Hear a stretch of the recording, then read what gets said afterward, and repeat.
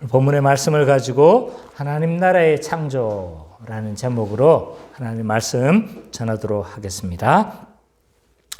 지난주에 우리는 하나님의 창조의 목적인 안식에 대해서 우리가 살펴봤습니다. 지난주 설교가 좀 잘 가물가물하실 거예요. 다시 한번 제가 또 정리를 좀 해보도록 하겠습니다. 하나님은 일곱째 날에 천지 창조를 이루시고 그 일곱째 날에 안식하시며 복 주셨다라고 1절과 3절에서 보면 이렇게 나와 있습니다. 그래서 이 거룩하게 하시고 복 주셨다라는 이 표현은 그날에 어떤 목적이 있었다라는 것을 우리가 알 수 있다고 이야기를 해요. 그날이 하나님께 속했으며 또 그날을 통해서 하나님은 의도하신 어떤 목적들이 있다라는 것을 우리가 살펴봤습니다. 이 성경의 안식일의 기원에 대해서 많은 학자들이 좀 다른 주장을 합니다. 사회학적 기원설을 이야기를 하면서 그날이 장날이 7일마다 있었는데 그날이 안식일로 바뀌었다. 또 금기의 날이었는데 그날이 안식일로 바뀌었다. 이렇게 보는 사람도 있었고요.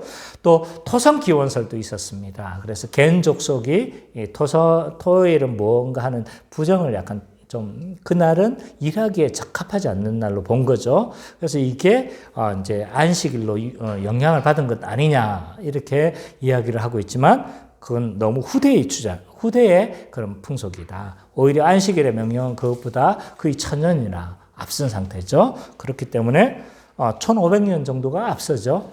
그러니까 이것은 그거 할 수가 없는 거죠.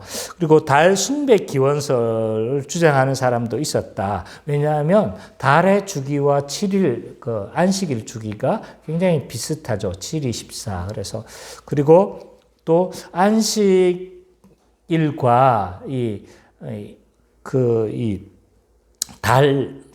달의 그 발음이 굉장히 좀 바벨론어하고 비슷하다고 했습니다. 그래서 안식일이 사바스인데 바벨론으로 이제 달은 사파툼이 돼요. 사파툼.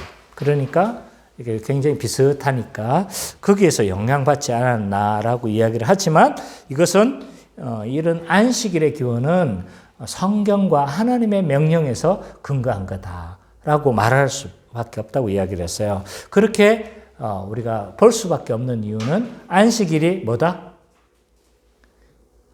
그렇게 주장하는 근거가 뭐예요? 안식일의 고대성이죠. 굉장히 오래전에 이 명령은 모세에게 주어진 것이기 때문에 굉장히 오래된, 무엇보다도 오래된 주장이다. 오히려 이런 비슷한 주장이 있다면 오히려 안식일에 영향을 받은 것으로 생각을 해야 되지 더 오래된 걸 왜 자꾸 다른 것에 영향을 받았다고 하느냐. 그렇게 말할 수 있는 거죠. 그리고 안식일 주기의 독특성이 있다고 이야기를 했어요. 안식일은 다른 어떤 천체의 움직임이라든지 아니면 풍습이라든지 문화의 이런 고유예요. 그래서 10일 단위라든지 아니면 15일 달의 주기와 같은 15일 주기들은 많이 이렇게 천체의 변화가 있었기 때문에 그런 변화들은 많이 있는데 7일 주기는 없거든요. 그러니까 이런 7일 주기의 어떤 독특성, 안식일 주기의 독특성 때문에 이것은 성경과 하나님에 의해서 기원한 것이다 라고 말을 할 수밖에 없다 라고 그렇게 이야기를 했습니다.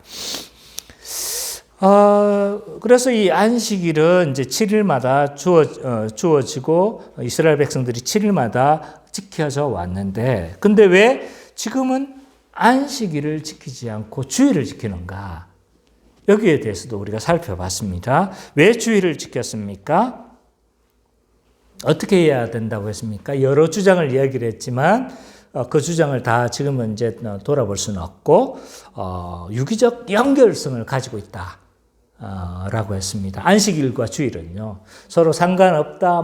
서로 그대로 전이된 거다. 이런 여러 가지 주장이 있었지만 안식일과 주일은 유기적 연결성을 가지고 있다. 성경신학적으로 봐야 한다라고 이야기를 했습니다. 그래서 이 안식일과에서 주일로 이렇게 바뀌어진 이유는 인간의 타락에서부터 시작되어졌죠. 하나님은 우리가 이 안식일을 통해서 또 그리고 이런 모든 날들을 하나님 창조하신 그 세계에서 안식과 평안을 누리기를 원했지만, 그러나 인간의 타락으로 인해서 이 안식에서 우리는 어떻게 됐습니까? 추방되어졌고, 우리가 잘 알다시피 뭐예요? 예수 그리스도께서 오셔서 이 땅에 진정한 안식을 회복하시고 또 안식으로 인도하시는 분이 그리스도다.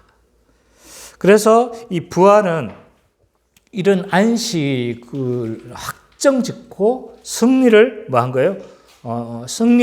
승리와 회복을 확정짓는 시간이기 때문에 새 창조의 의미가 있다는 거예요. 새 창조와 새로운 구원의 시작되는 시점이잖아요. 그래서 안식일에서 주일로 바뀌어지는 것이다. 그래서 율법은 다 성취되어졌기 때문에 우리가 율법적으로 그 주일을 지키는 것은 아니다. 그러나 안식일에 그런 정신들은 여전히 주일에 개성되어진다. 라고 그렇게 볼 수 있다라고 이야기를 했습니다. 그리고 우리가 온전히 주일을 성수했을 때 그럼 어떤 의미가 주어지는가, 어떤 의미가 있느냐라고 했었을 때 뭐였습니까? 네 가지를 제가 이야기를 했어요. 그렇죠.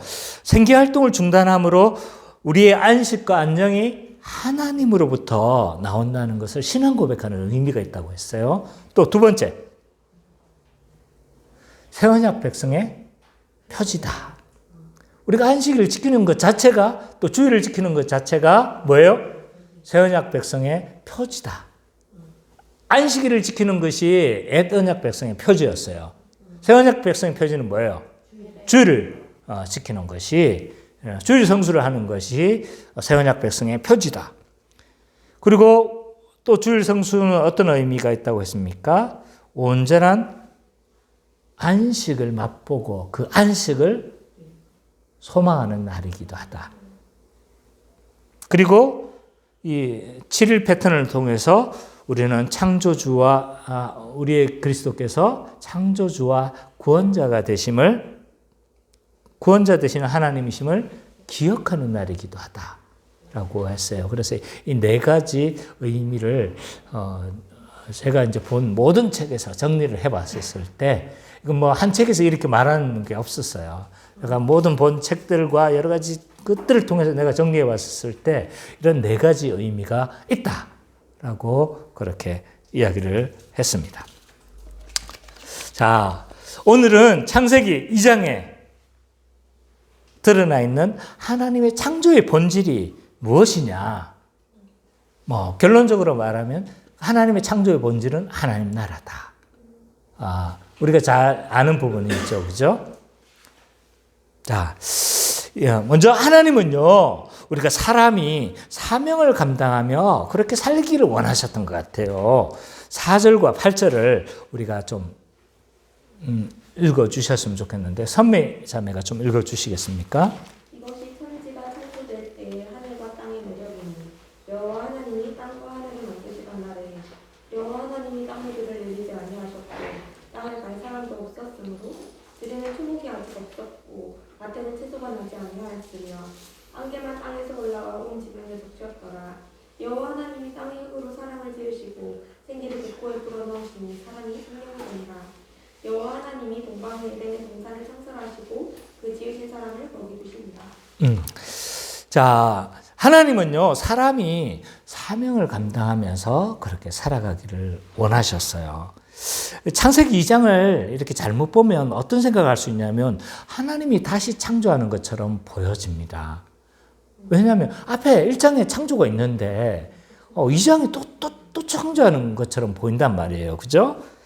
그러나 2장의 이런 전체의 내용은 다시 창조하는 어떤 그런 것이 아니다. 창조 기사의 속편이다. 또 창조 기사의 에피소드다. 뭐 창조 기사를 이렇게 쭉 이제 1장에서는 이렇게 시간적으로 하나님께서 어떻게 창조를 하셨는지 쫙 이렇게 전체적인 설명을 하고 있다면 2장에서는요 특별히 이 인간만 있잖아요 턱 떼어내는 거예요. 그래서 인간을 클로즈업해서 좀 창조 기사를 다시 좀 설명하는 속편으로 또는 에피소드로 그렇게 생각하면 좋을 것 같습니다. 그래서 두 본문이 말하려는 관점이 서로 다른 거예요. 1장에서 말하려고 하는 관점이 다른 거고 2장에서 말하려고 하는 관점이 서로 다른 거다. 그래서 창세기를 우리가 어떻게 봐야 한다고 했습니까? 과학적으로 봐야 된다고 했어요. 과학 논문을 보듯이 그렇게 봐서는 안 된다고 이야기를 했어요.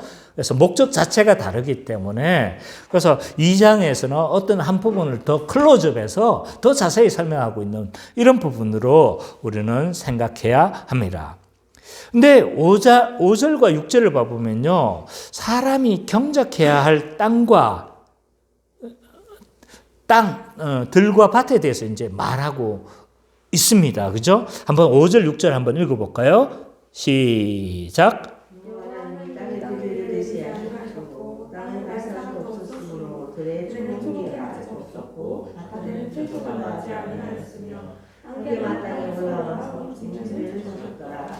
예, 들과 밭의 상태가 지금 어떻습니까? 들에는 초목이 아직 없었고 밭에는요 채소가 나지 않았대요. 근데 이유가 뭐예요? 땅을 갈 사람이 없다고 이야기를 하는 거예요. 그래서 5절에 보니까 땅을 갈 사람이 없었기 때문에 지금 밭에 들에는 초목도 없고 밭에는 채소가 나지 않았다. 굳이 왜 이런 표현을 사용하고 있는 것입니까? 이렇게 설명한 이유가 뭐예요? 창조된 사람이 뭘 하기를 원하는 거예요? 이 모든 창조 세계를 다스리고 갈고 관리하고 경작하기를 원하시는, 한마디로 말해서 하나님은 이 창조하신 세계에서 하나님이 뭐예요? 사명을 감당하며 그렇게 살기를 원하셨다는 것을 우리는 알 수가 있습니다. 이런 하나님의 의도는요, 사실은 창세기 전반부에 곳곳에서 설명을 하고 있습니다. 1장에서도 뭐라고 이야기를 하고 있어요? 1장 26절, 28절에 봐보면 땅을 정복하며 땅의 모든 생물을 다스리라.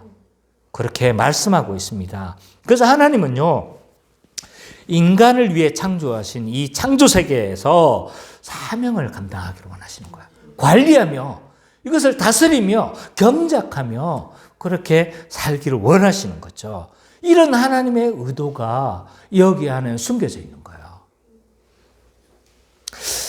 우리는 하나님이 창조하신 창조 세계에서 하나님 나라, 그러면 참 그 하나님 나라에서 그냥 희희낙낙하며 유유자적하며 그냥 땅이 보이지 않는, 다리가 보이지 않는 곳에서 하면서 그냥 뭐 허허허 웃으면서 그렇게 다니는 그런 전혀 물질적이지 않는 이런 세계를 많이 상상하기가 쉽습니다. 근데요, 하나님이 창조하신 이 하나님의 나라는요, 그런 세계가 아닌 거예요. 땅을 경작하며 땅을 다스리며 또 이 땅 가운데서 하나님이 사명을 감당하며 또 우리 말로 치자면 문화와 문명을 일구어가며 그렇게 살아가기를 원하신다는 것을 우리는 알 수가 있는 거죠.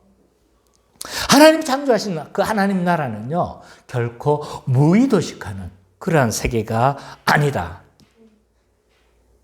그래서 인간은요, 의미 없게 아무런 일도 하지 않으며 살아가는 그런 존재가 아닌 거예요. 이 땅에서 우리는 일을 하면서 그리고 일의 의미, 성취를 해가면서 그렇게 우리는 살아가야 합니다.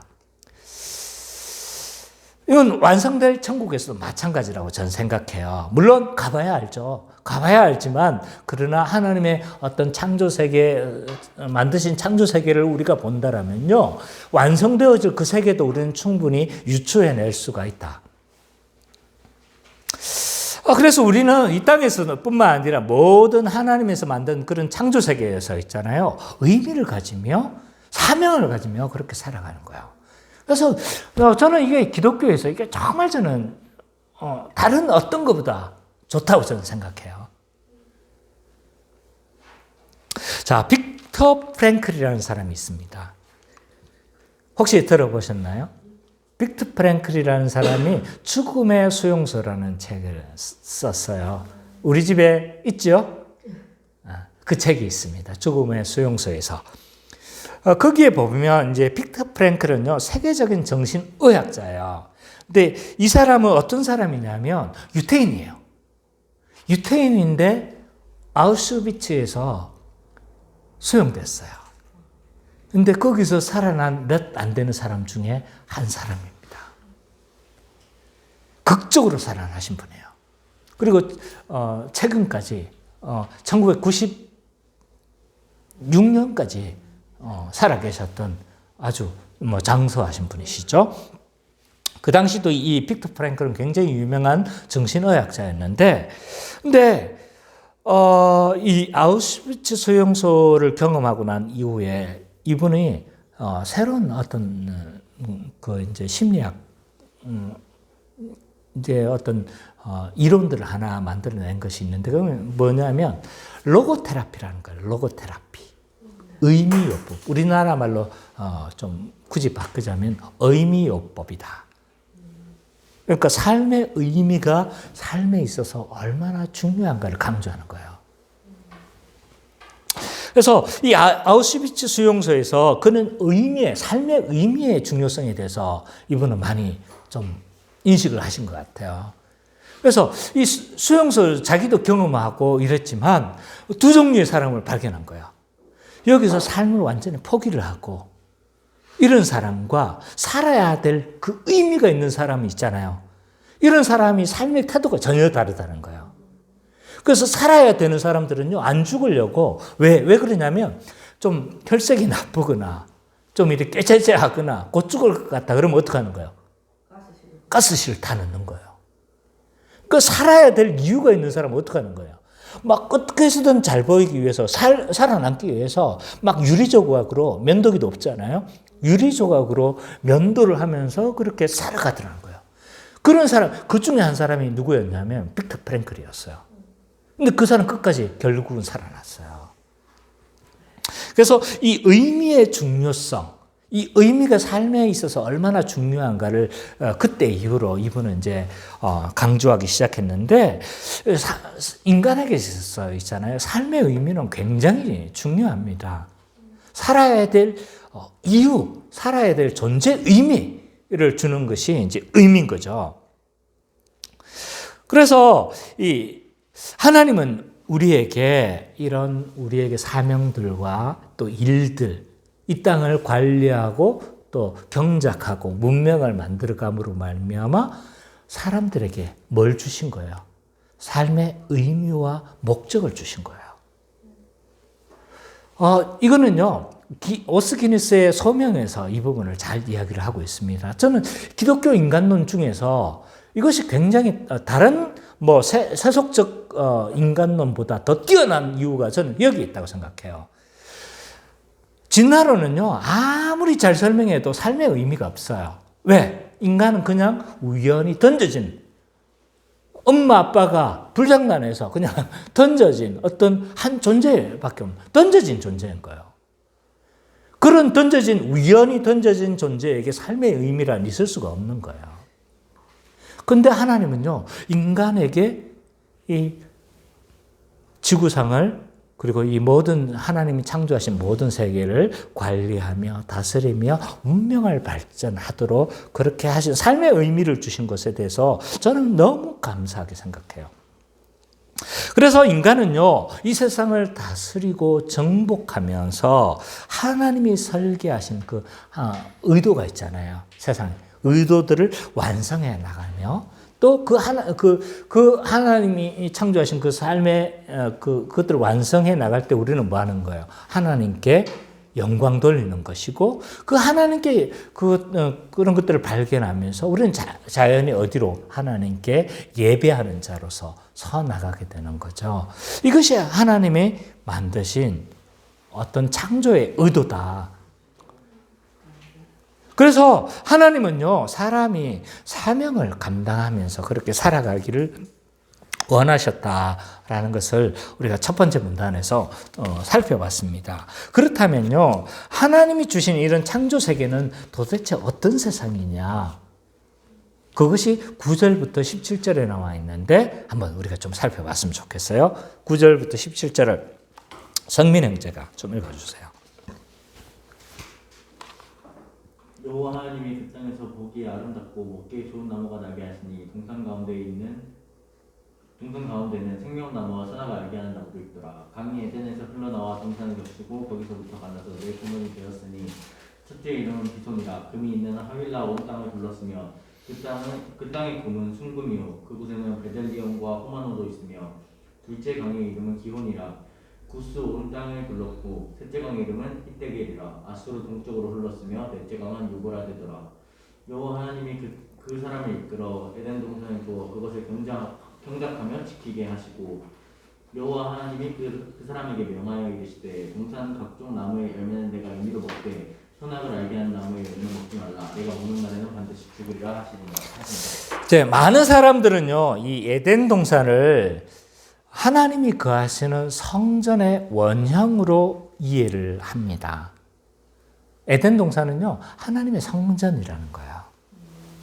자, 이렇게 보는 근거가 뭐냐면 하나님이 에덴 동산에 거하셨어요. 그죠?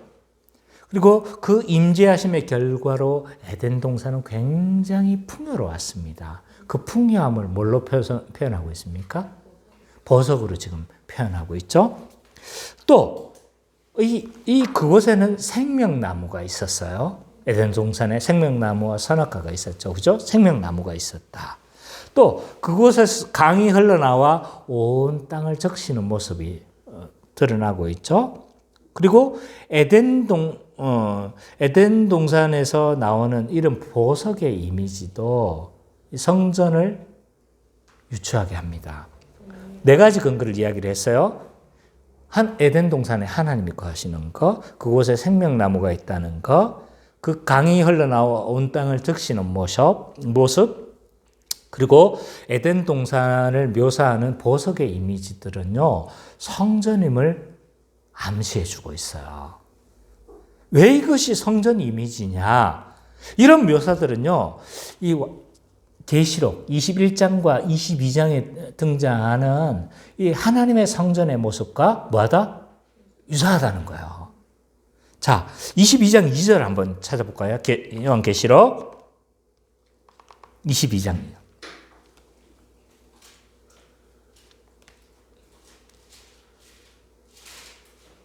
요한계시록 22장 2절.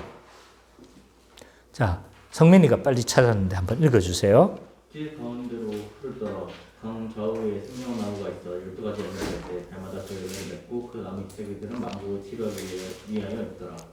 여기 22장 2절에 보면 하나님의 성전을 묘사하는데 뭐 하는 거예요?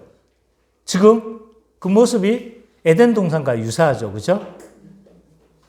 그리고 이 에스겔 47장 1절과 12절에서도 하나님의 성전이 물에서 나와. 한번 찾아보죠, 뭐, 이거는.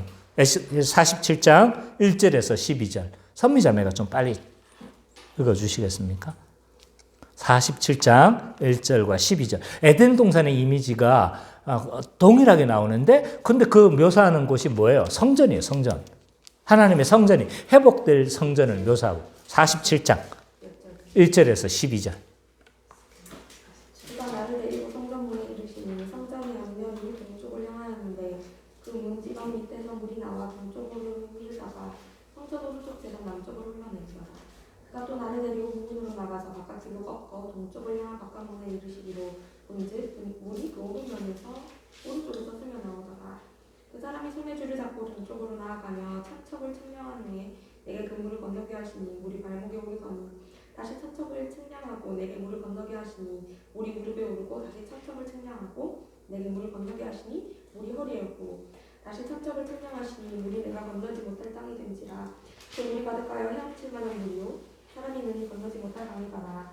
그가 내게 이르시되 인자야 내가 이것을 보았느냐 하시고 나를 인도하여 강가로 돌아가게 하시기로 내가 돌아가니 강 좌우편에 나무가 심이 많더라.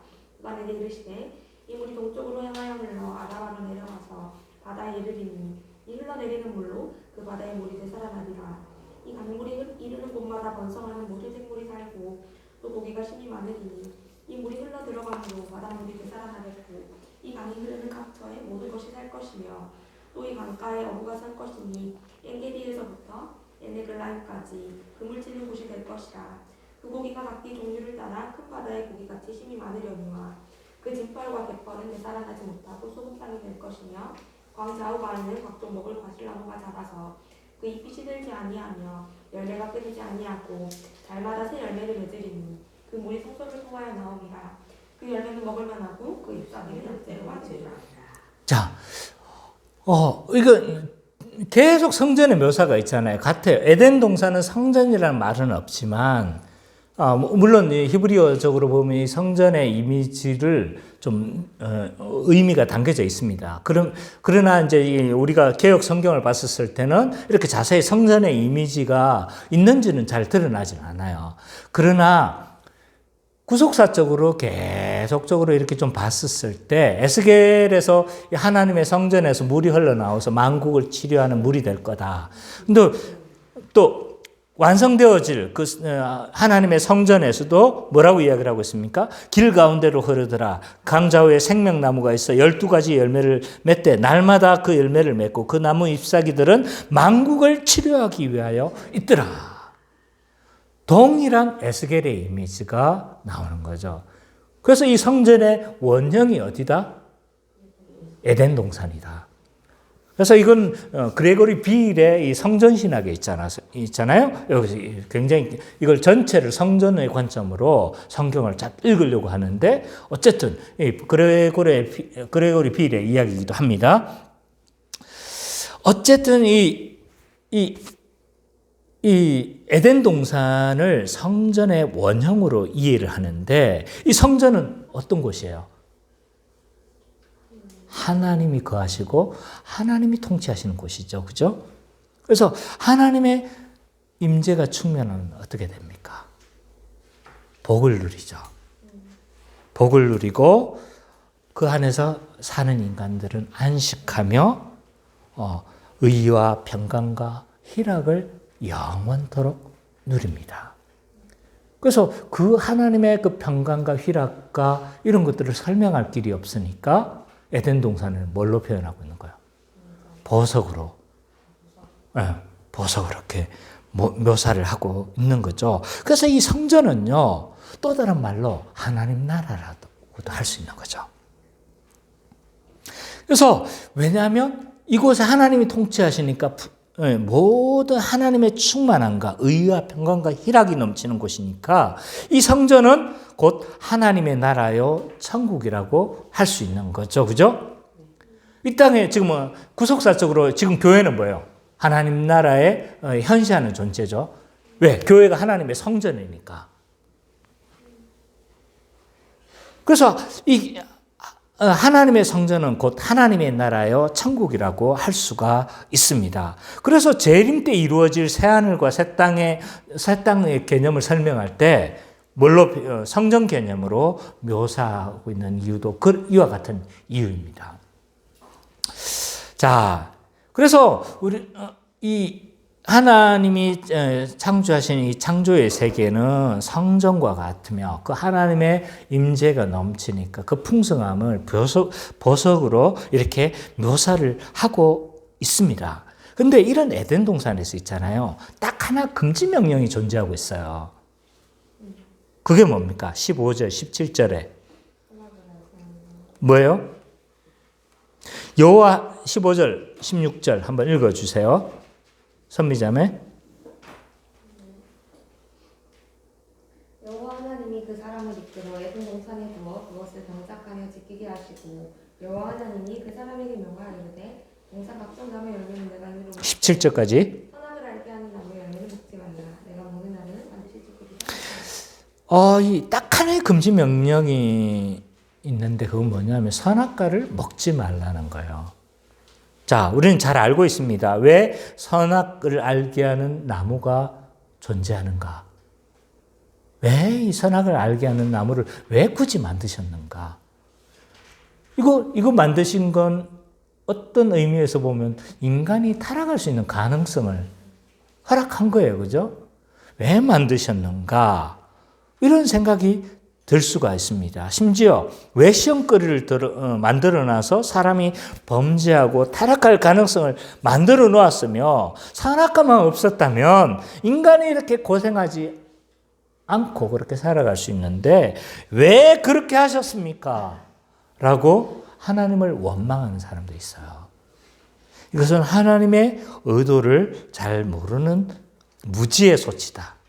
복음의 무지에 대한 소치다. 라고 말을 할 수가 있습니다. 이 선악과 동산에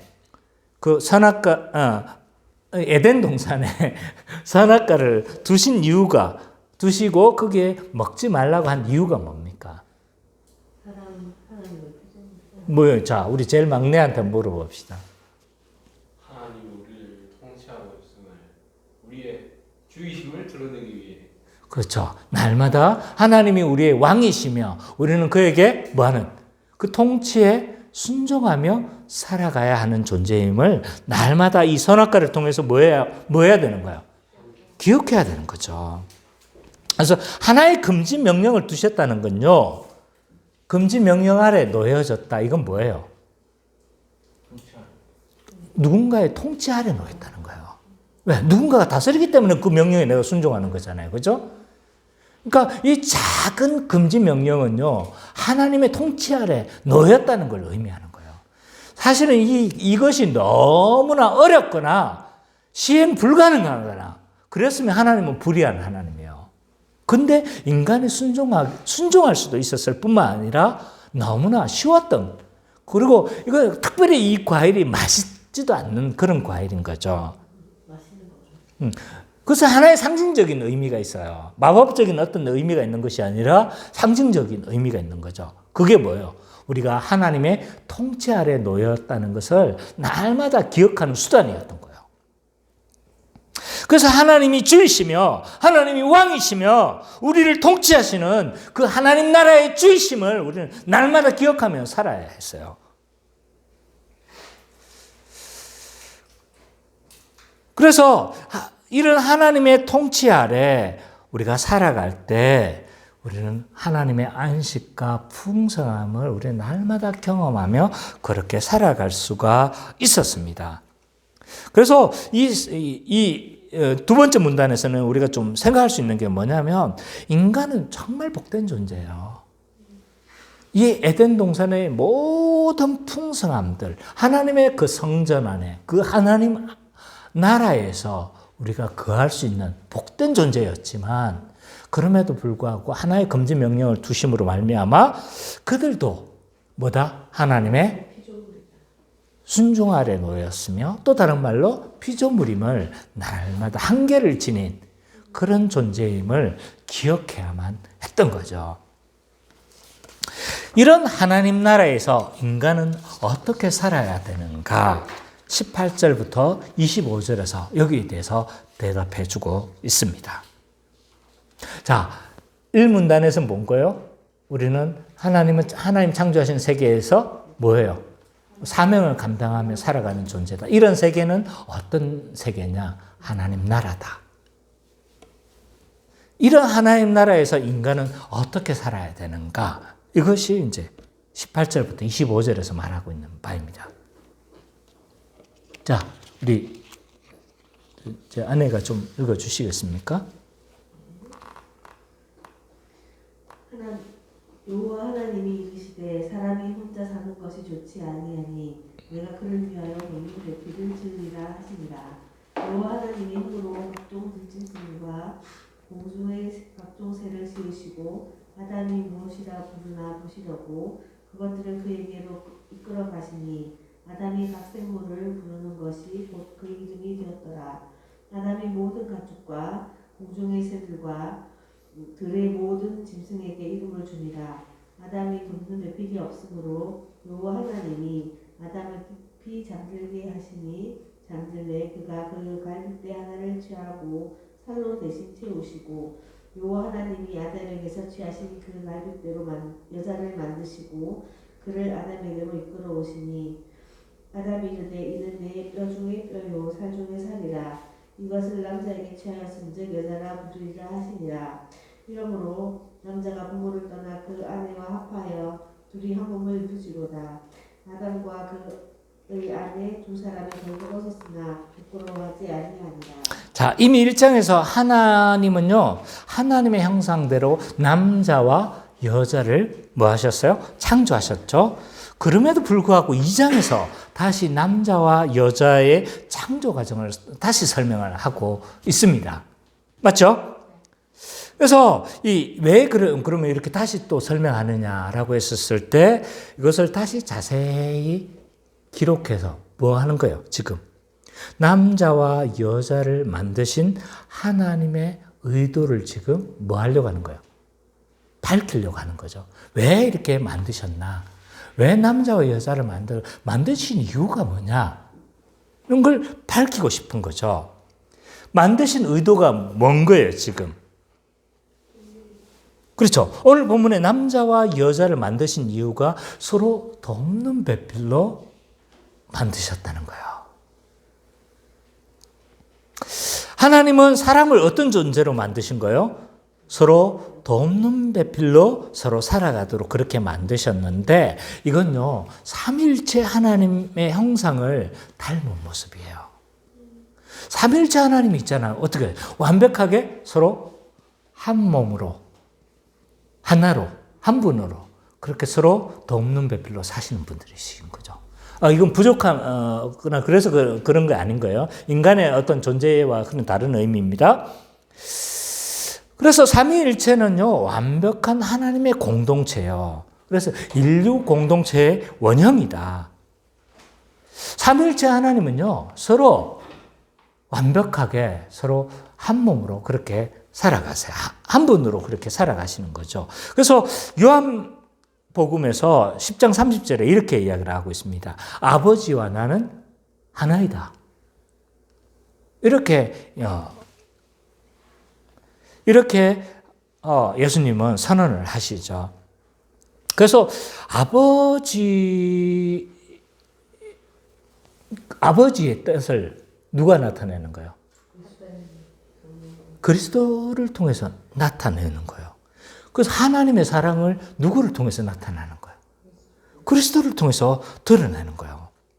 그래서 그분이 하나님이심을, 또 그분이 얼마나 의로우신 분이신지, 또 그분이 얼마나 사랑이 많으신지 그리스도를 다 나타내는 거예요.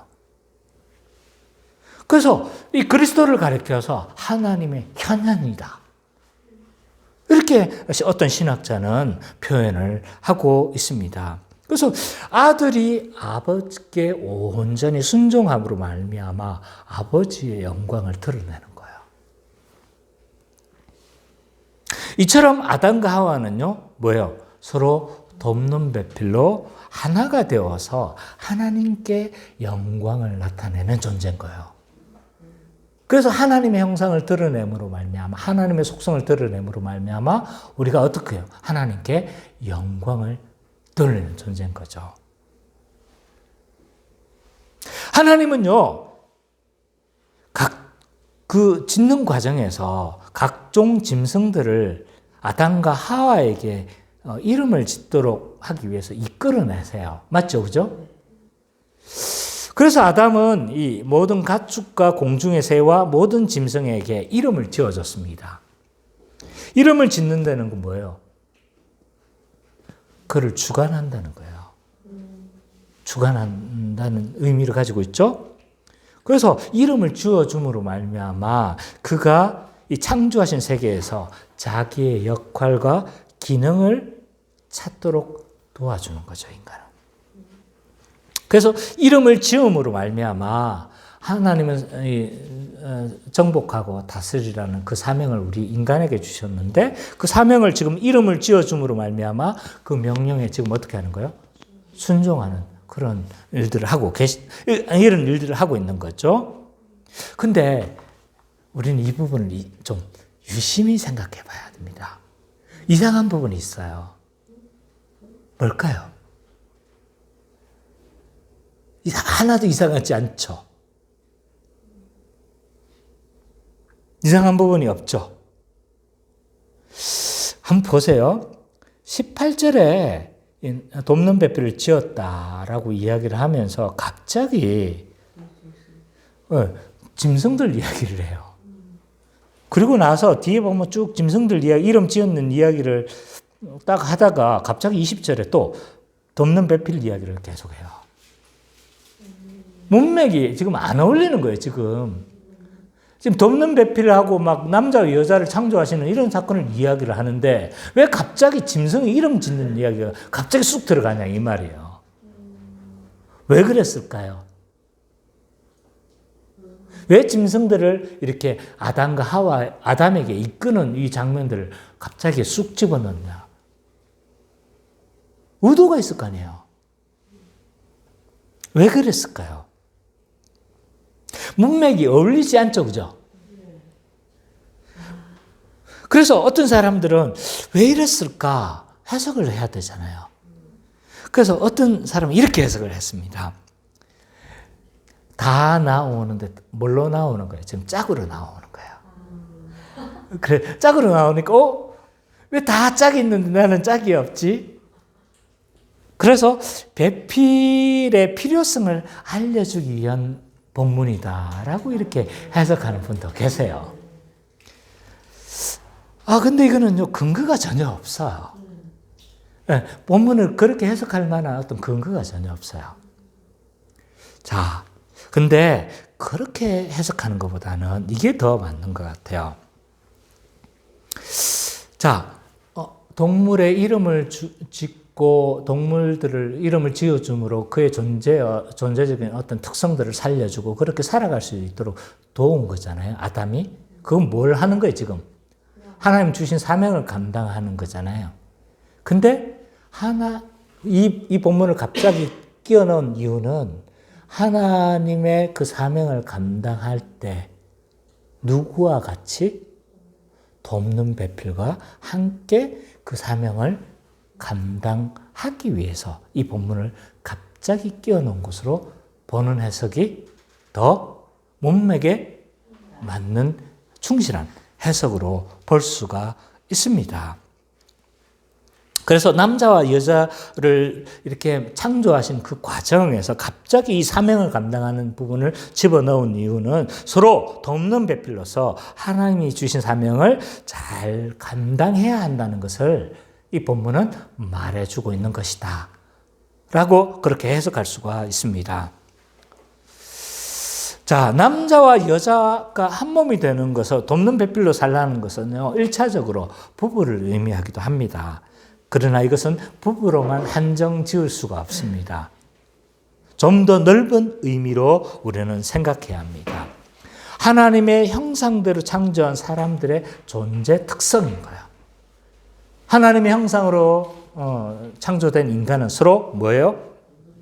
돕는 배필로서 서로 하나님이 주신 사명들을 감당하며 그렇게 살아가는 존재로 확대해서 우리는 해석할 수가 있습니다. 그래서 우리는 삼위 하나님처럼 서로 돕는 배필로 그렇게 살아가는 거죠.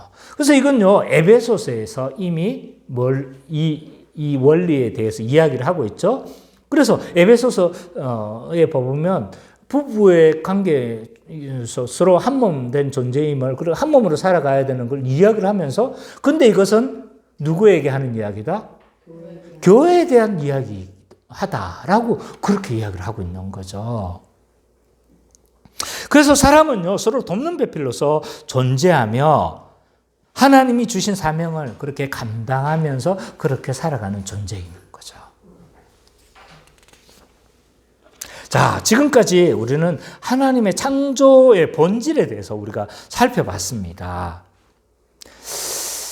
하나님 창조하신 창조의 본질이 뭐예요? 한마디로 하나님 나라의 창조다. 자, 인간은 창조하신 세계에서 무의도식하면서 그렇게 살아가는 존재가 아니고 뭐예요? 사명을 감당하며 그렇게 살아가는 존재였습니다. 뿐만 아니라 돕는 배필을 주셨어요. 이 사명을 감당하는데 누구를 주신 거예요? 돕는 배필을 주셔서 한 몸으로서 서로 사명을 감당하면서 그렇게 살아가는 존재인 거죠. 근데 무엇보다도 하나님의 통치 아래에서 순종하며 살아갈 때 모든 복을 누리면서 그렇게 살아가는 겁니다.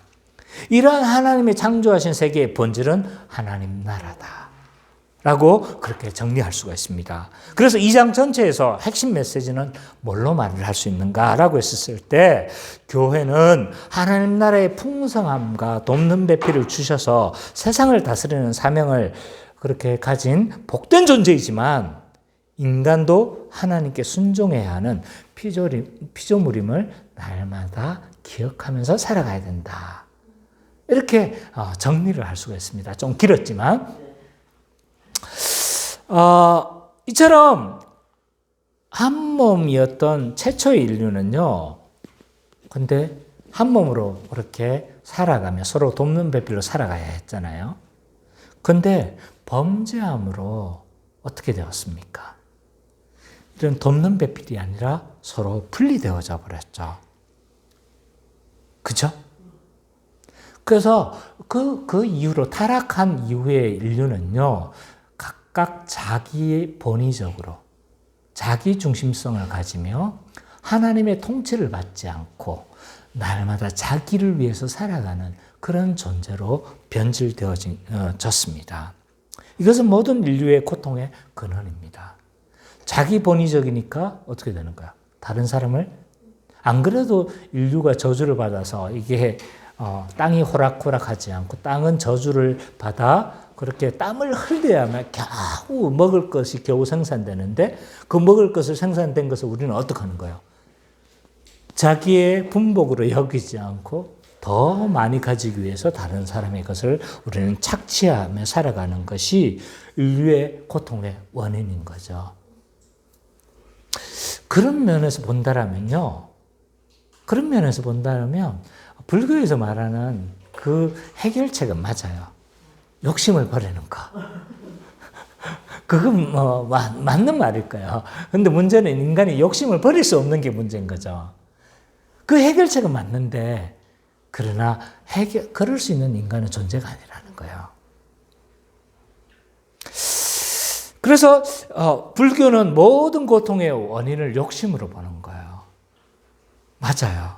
그 원인, 욕심, 우리 인간은 타락한 이후 자기 본의적으로 살아가고 욕심의 존재로 그래서 서로 착취하며 살아가니까 모든 고통의 원인이 되어진 거죠. 그래서 모든 눈물의 씨앗입니다. 사랑이 눈물의 씨앗이 아니에요. 욕심이 눈물의 씨앗인 거예요. 자기 본의적 타락이 모든 눈물의 씨앗이 된 거죠. 그래서 인류는요, 이 하나님 나라의 원형인, 복과 안식의 원인인 그 성전에서, 에덴 동산에서 어떻게 된 겁니까? 인류는 추방할 수밖에 없었습니다. 그래서 하나님 나라를 상실했어요. 이것은 하나님 나라의 목적인 안식에서 추방을 의미합니다. 또 다른 말로 우리가 배웠죠. 영생의 상실. 그러나 예수 그리스도로 말미암아 우리는 다시 한 몸이 회복되어졌습니다. 한 몸의 존재가 되어졌습니다. 그래서 모든 인류는요, 그리스도 안에서 한 몸인 거예요. 에베소서 2장 14절 16절 우리 선미자매가 찾아주시고 갈라디아서 3장 28절 요한복음에도 있는데 요한복음의 말씀은 제가 찾지 않았습니다. 갈라디아서 3장 28절을 우리 은찬이가 찾아주세요. 갈라디아서 3장 28절. 에베소서 찾았으면 읽어주십시오. 2장 14절 16절. 그는 우리 합형이신지라 둘로 하나를 만드사 원시된 것, 곧 중간에 막힌 남을 자기 육체로 오시고 목적으로 주된 그 명의 율법을 폐하셨으니 이는 둘로 저주 안에서 한 세 사람을 지어 합성하게 하시고 또 십자가로 이 둘을 한 몸으로 하나님과 화목하게 하려 하십니다. 원수된 것을 십자가로 소멸하시고 18절까지 읽어주세요. 또 오셔서 가운데 있는 너희에게 평안을 전하시고 각각 가운데 있는 자들에게 평안을 전하셨으니 이는 그로 말미암아 우리 둘이 한 성령 안에서 아버지께 나아가 그렇게 하려 하십니다. 예, 이 에베소서에 보면요, 한 세 사람이 되어졌고 한 몸, 한 가족이 다 되어졌다라고 그렇게 이야기를 하고 있습니다. 갈라디아서는 3장 28절에 뭐라고 이야기하고 있습니까? 너희는 유대인이나 헬라인이나 종이나 저인이나 남자는 여자냐 다 그리스도 예수 안에서 하나이다 라고 이야기를 하고 있어요. 요한복음에서도 동일한 어조로 이야기를 하고 있습니다. 곳곳에서 우리는 하나가 되어졌다. 한 성령을 마셨다. 고린도전서에서는 우리가 한 성령을 마셨다라고 그렇게 이야기를 하고 있는 거죠.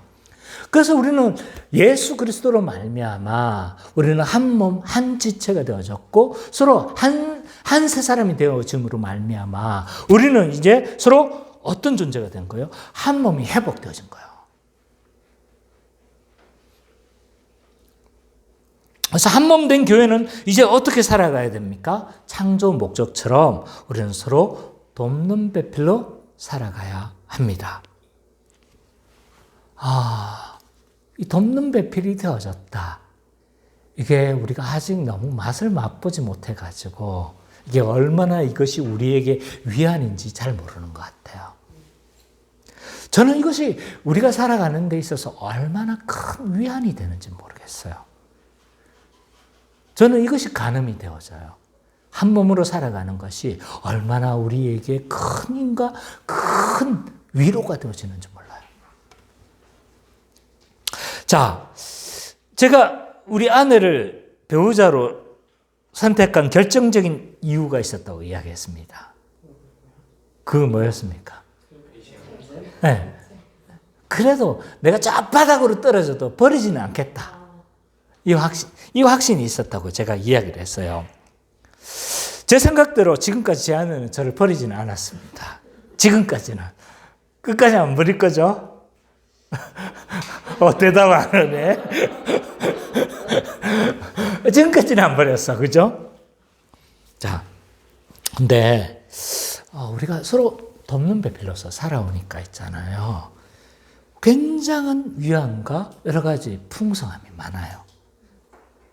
뭐 저만 그런 게 아니라 제 아내도 마찬가지일 거라고 생각해요. 저희가 돕는 배필로서 청소와 빨래, 오늘 아침에 빨래도 누가 했습니까? 제가 했습니다. 제가. 은찬이 빨래를 제가 해줬어요.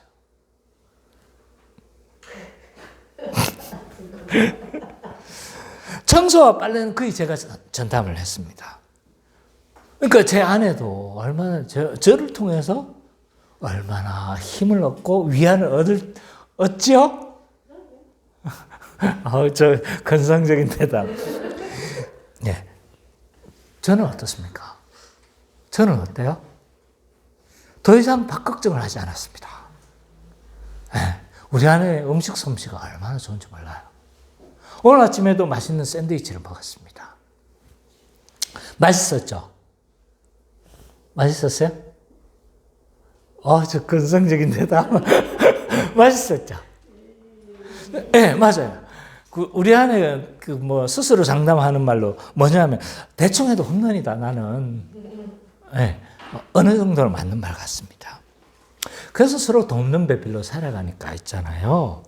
얼마나 우리가 서로 위로가 되어지고, 험한 세상에서 뭐가 되는 겁니까? 서로 위로가 되어지고, 격려가 되어지는 겁니다. 왜? 우리가 서로 돕는 배필로 살았기 때문에 그런 거죠. 근데 우리가 이 세상을 살아가면서 있잖아요. 교회인 우리가 서로 돕는 배필로 살아간다고 생각해 보세요. 서로가 다 돕는 부부처럼 그렇게 살아가는 거예요. 엄청난 위로 아니겠습니까? 교회 전체가 나를 위해서 헌신한다고 생각해 보세요. 나를 위해서 살아가요, 사람들이. 교회 전체가. 물론 나도 다른 사람을 위해서 살아가요. 얼마나 위로입니까? 교회 전체가 있잖아요. 한 몸인 아내처럼 내 등을 맡길 수 있는 사람이라고 생각해 보세요. 사실 이 험한 세상에서 내 등을 맡길 사람은 누구밖에 없습니까? 가족밖에 없잖아요. 근데 모두가 가족이 되어진다고 생각해 보세요. 내 등을 맡길 수 있는 사람이라고 생각해 보세요. 교회 전체가 있잖아요. 가족과는 서로 허물이 없는 거예요. 서로 허물이 없으니까 뭐예요? 갑자기 하다가 은찬이 갑자기 있다가 내가 딱 옆에 누우니까 은찬이 방구를 빡 껴요. 그래서 내가 놀라가지고 막 또 막. 근데 그게 뭐예요? 서로 허물이 안 되는 거예요.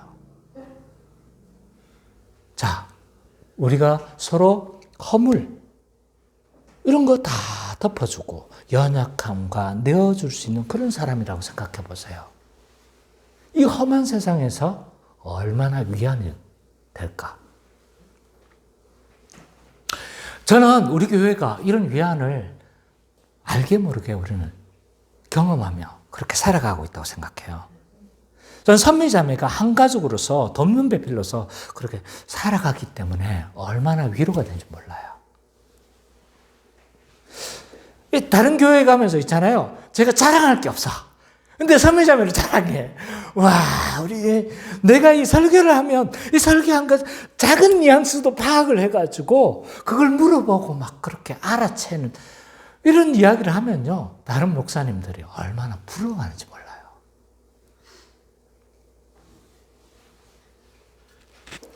저는 성민이가 한 가족으로서 돕는 배필로 살아가는 게 얼마나 위로가 되는지 몰라요. 가끔 허당이 맞아요. 허당은 맞아요. 가끔. 그건 맞는 것 같아. 막 잊어먹고 이래가지고 막 빡칠 때가 있어. 근데 그럼에도 불구하고 마음 쓰는 거 보세요. 마음 쓰는 거 보세요. 동생을 위해서 월급 받으면 막 쏘는 거 보세요. 저는 그거 보면서 내가 기뻐요.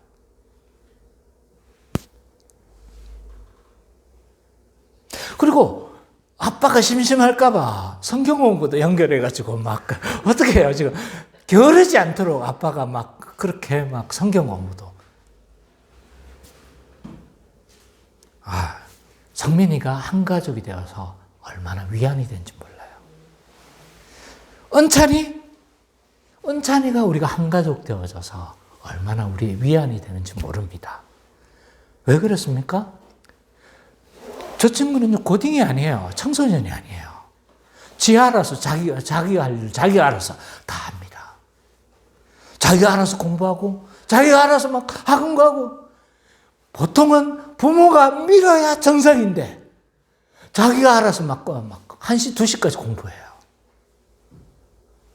저는 은찬이가 자랑스러워요. 그래서 은찬이가 한 가족이 되어서 우리가 살아간다는 게 얼마나 위안이 되는지 모릅니다. 나중에 돈 잘 벌 거예요. 11조도 많이 할 거예요. 저는 그거 믿어요. 자, 그래서 우리는 서로 한 가족으로 있잖아요. 많은 서로 돕는 배필로 살아가는 것을 우리는 서로 경험하고 있는 거예요. 가족 같은 분위기에서 살아가기 때문에 사실 그걸 잘 못 느껴서 그런 거예요. 우리 교회는 이미 한 몸으로서 서로 돕는 배필로 살아가는 것을 우리는 이미 경험하고 있습니다. 그리고 시간이 더해질 때마다, 그리고 사람들이 더해질 때마다 이 풍성함은 전 더해질 거라고 믿습니다. 아멘이죠? 네. 그리고 더욱 중요한 게 있어요. 그건 뭐냐면 이 성전인 에덴 동산에 그분이 통치하셨다는 사실이 그분의 통치가 제일 중요했잖아요. 그죠? 그분의 통치가 있기 때문에 그 통치된 에덴 동산이 뭐가 있었던 거예요? 막 보석과 같은 그런 풍성함이 있었던 거예요. 그것 때문에 하나님의 그 통치 때문에 복과 안식이 있는 거죠. 아무리 에덴 동산이라도 하나님의 통치가 없으면 말짱 황이다. 에덴 동산이 왜 하나님 나라예요? 하나님의 통치가 있기 때문이에요. 하나님은 왕으로서, 에덴 동산은 그가 통치하는 땅으로서, 아담과 하와는 그 하나님 나라의 백성으로서 그렇게 하나님의 통치를 받았기 때문에 그 땅은요 너무나 풍성하고 아름다웠을 뿐만 아니라 충만했던 거죠. 이 충만함을 표현할 길이 없어서 뭘로 지금 묘사를 하고 있는 겁니까? 보석으로 지금 형상화하고 있습니다. 하나님은요, 인간이 보석을 좋아하는 걸 아신 것 같아요. 그러니까 그 풍성함을 표현하기 위해서 보석으로 묘사를 하잖아요. 그래서 제가 아내한테 선물하고 딱 주면 뭐라고 그러는지 아세요? 좀 반짝이는 거 달라고요. 제 아내도 보석을 좋아해요. 늘 반짝거리는 걸 탐을 냅니다. 탐심이 많아요. 자, 하나님 나라의 보석에 대한 탐심을 가지기를 좀 바랍니다. 자, 하나님의 나라는요, 하나님의 통치하심의 본질이에요. 오늘날 성전인 교회는요, 말씀과 성령으로 통치합니다. 그래서 교회가 말씀이 얼마나 충만한 게 얼마나 중요한지 알겠죠? 그죠? 이 말씀과 성령이 통치할 때 교회는 충만해지는 거예요. 그래서 말씀을 전하는 목회자는 어떻게 해야 됩니까? 하나님의 말씀을 대리해서 통치하는 자, 하나님의 다스림을 대리해서 통치하는 자로서 분명한 인식을 가지고 있어야 될 거예요. 그래서 전심전력해서 하나님의 말씀과 복음을 어떻게 해요? 체계적으로 가르쳐야 됩니다. 그래서 최소한 10년 목회했다면 뭘 알아야 될 것 같아요? 사도신경, 십계명, 주기도문 정도는 다 성도들이 다 파악해야 되겠죠? 그리고 구조적으로는 복음으로 작동하는 교회가 되도록 만들어야 될 것입니다. 이것이 목회자의 사명이에요. 그것은 나와 여러분들이 특별히 저에게 주어진 사명이기도 해요. 그러면 한 몸인 하나님의 백성들은 어떻게 해야 됩니까? 하나님의 말씀이 통치할 때, 성령님이 통치할 때 복과 안식이라는 것을 굳건하게 믿어야 돼요. 이 사실을 믿어야 합니다. 하나님의 복음과 성령이 통치할 때 교회는 복과 안식을 누려요. 그러기 위해서 어떻게 해야 되겠습니까? 열심히 배워야 되겠죠? 열심히 배워야 되겠죠? 설교할 때 어떻게 합니까? 눈을 반짝거리면서 막 잡아먹을 듯이 하면서 들어야 합니다.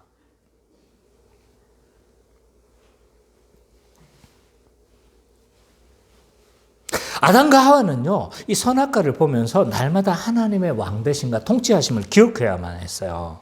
근데 사탄이 뭐라고 합니까? 하나님의 통치를 벗어나 자존적 존재가 되려고 그렇게 유혹합니다. 오늘날 어떻게 하겠어요? 하나님의 통치는 그렇게 중요하지 않아. 너는 너가 돼야 돼. 하나님 통치를 받으면 야 고리타분하게. 그래서 내가 속한 곳에서 있잖아요. 하나님 통치를 배제하려고 하는 것은 복과 안식에서 뭐 하는 거다? 멀어지는 거다. 교제하는 데서 하나님의 통치를 벗어나면 어떻게 되는 거예요? 복과 안식에서 멀어지게 되는 거죠. 우리의 삶의 현장에서 하나님의 통치를 벗어나고 하나님의 말씀의 원리를 벗어나면 어떻게 되는 거예요? 복과 안식에서 멀어지는 거죠. 그래서 하나님이 통치하시도록, 특별히 교회에서 하나님의 말씀이 온전히 통치하도록 우리는 이것을 믿을 뿐만 아니라 그것을 힘써야 돼요. 같이, 저랑 같이. 그리고 나의 속해 있는 영역에서 하나님의 말씀이 통치하도록 날마다 우리는 그렇게 노력해야 합니다. 그렇게 했었을 때 우리는 하나님의 그 복과 안식에서 그 누리며 하나님 나라를 경험하면서 우리는 그렇게 살아갈 수 있을 것입니다. 그래서 이 땅에서 이미 임한 하나님 나라를 경험하며, 그래서 완성되어질, 재림 때 완성되어질 그 하나님 나라를 소망하면서 그렇게 살아가는 우리 기쁨의 교회 모든 성도님 되시기를 간절히 축원합니다. 아멘.